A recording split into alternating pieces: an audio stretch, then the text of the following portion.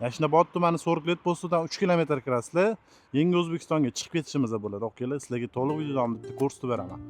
Bu yoq tarafimizda Tuzal postidan kirib kelasizlar 3 kilometr. Bu yog'imizda Yangi O'zbekistonga chiqib ketamiz. Приблизительно 3-4 kilometr bo'ladi.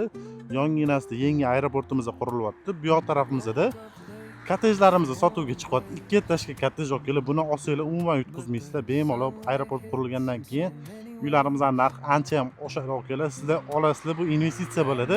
Ham yashab ham pul topish uchun juda ham zo'r bo'ladi. Endi sizlarga bitta ko'rsatib o'tadigan bo'lsam, ichkari tarafdan to'liq video davomida ko'rib, o'zingizlar baho berib qo'yasiz. Kottejimizni sizlarga to'liq video davomida ko'rsatib beradigan bo'lsam, umumiy ikkita kottejimiz 2 sotuvdan iborat. Mana bu yog'imizda okeylar, yana bitta kottejimiz. Sizlarga bittasini obzor qilib beraman. Kirib kelamiz okeylar, bitta mashina uchun joy. Bu yog'imizda zelenoy zona, sanuzel qismlari bilan qilib qo'yilgan. Uyimizning ichkari qismini bitta ko'rsatib beraman, o'zingizlar ko'rib baho berib qo'yasizlar. Kirib kelganimizda katta hovlimizda, o'ng tarafimizda okeylar oshxonamiz bo'ladi. O'zini mebellari bilan jihozlanib qo'ygan, hamma qulayliklari bor. Uyimiz 100% teplopol qilingan. Bu yoq tarafimizdan ikkinchi etajimizga chiqib ketish bo'lsa, bu yog'imizdan qanaqadir sklat qilib qo'ysanglar juda ham ajoyib bo'ladi.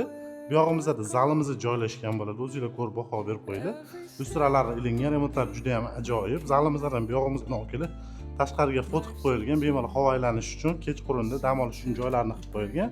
Bu yog'imizda okeylar uyimizning yuragi joylashgan bo'ladi. Hamma qulayliklari bor. 100% teplopol qilingan. Uyimiz okeylar 100% teplopol qilinib, ham radiatorlarni ham ilinib qo'ygan, issiqchil bo'lish uchun juda ham ajoyib. Bu yoq qismimizda sanuzelimiz joylashgan bo'ladi. Sifatli materiallardan foydalanilgan. Bu yoq qismimizdan o'zingizlar ko'rib baho berib qo'yinglar, okeylar. O'zini radiatorlari bilan birga qilib qo'yilgan.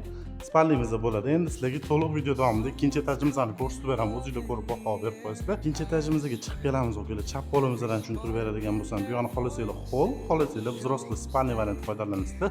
Xonalari yorug' juda ham ajoyib qilib qo'yilgan. Bu yoq qismimizda sanuzelimiz joylashgan bo'ladi. O'zingizlar ko'rib o'tishinglar mumkin. Sifatli materiallardan foydalanilgan. Bu yog'imizning detskiy spalniy. O'zini ko'chaga qaragan oynalari bor, hamma qulayliklari qilib qo'yilgan. Eng oxirgi xonamizni bitta ko'rib o'tishinglar mumkin.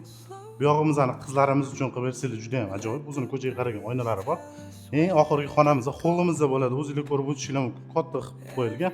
O'zini terrasa qismi bilan birga o'zingizlar ko'rsatib o'taman, baho berib qo'yasizlar. Hamma shart-sharoitlar qilib qo'yilgan.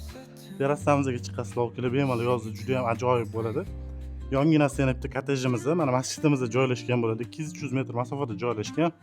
Atrofida maktab, bog'cha, magazin, masjid, nima desanglar 200-300 metr masofada joylashgan bo'ladi.